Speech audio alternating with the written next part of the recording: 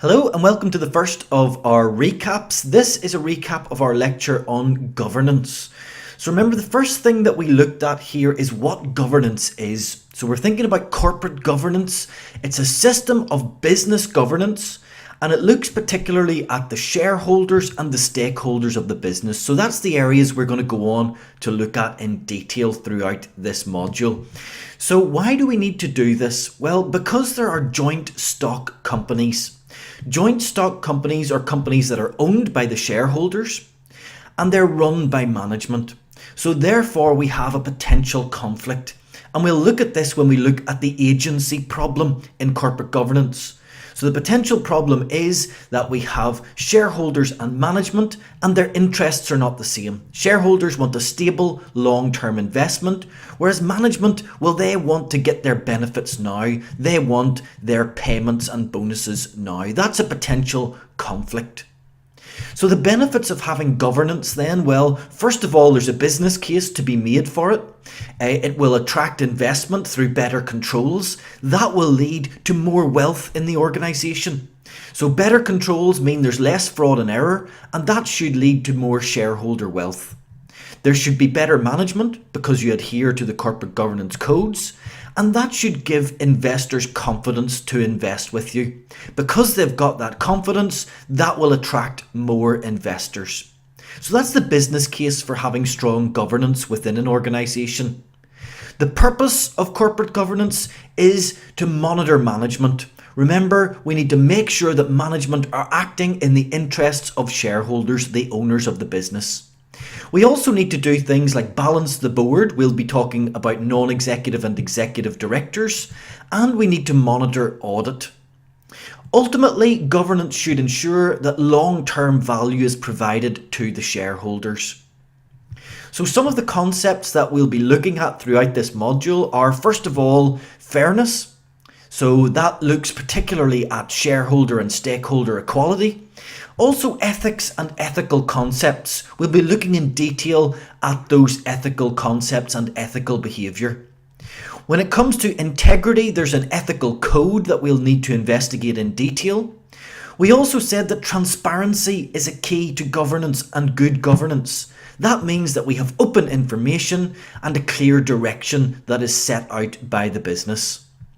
We also should have independence, so that means we'll have non-executive directors who are independent from the executive directors, who don't work for the business, and that will mean that our board is independent. We should always have honesty within the business. That means honest reporting and taking an ethical stance. We'll look at that when we look at corporate social responsibility. And aligned to that, we'll look at responsibility within the organisation. That means having clear rules and an acceptance of that responsibility. We'll also look at accountability, and that means acting with clarity and having a clear risk management process. And all of this means that we'll have a good reputation for the business. That means that we can take a moral stance and ensure that the reputation of the business is not damaged. So we looked at some of these concepts in illustration 1.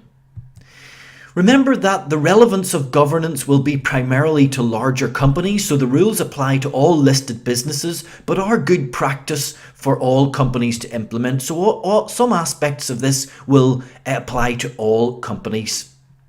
We also then looked at not-for-profit organisations and said that governance in these organisations will be slightly different, but it's still very, very important. So it's set out under the not-for-profit code, and it looks at the following areas.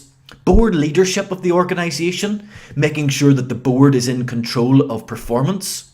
Making sure also that the board performs well and in a good way, and making sure that the board actually does what it's supposed to do. So therefore we have high performance from that board.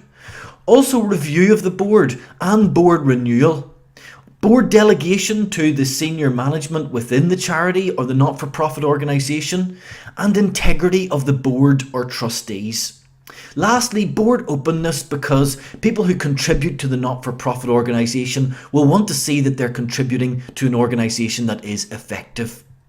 So we looked at that in detail in illustration 2. The last thing we introduced in this session was stakeholders. So we remember are looking at stakeholders in detail later on, but we're thinking here, who are the main stakeholders within the business? And they will be people who have a legitimate interest in the business. So internal to the organisation, we need to be aware of the directors, whose role will be to have corporate responsibility and to set the strategy for the organisation. The things that they'll be interested in will be their pay and bonuses, and obviously having power within the organisation. So those will be things that directors will want.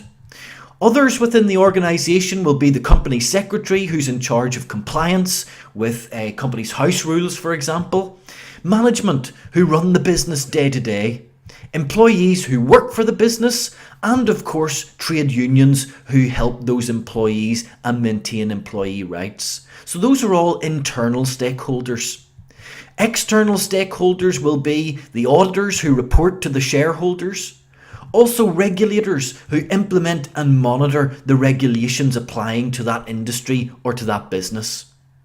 Government will want a legislation to be upheld, and also the stock exchange will want their rules and regulations to be abided by. Lastly, investors. Well, these are key stakeholders. They will have limited power, but we need to make sure to take them into account.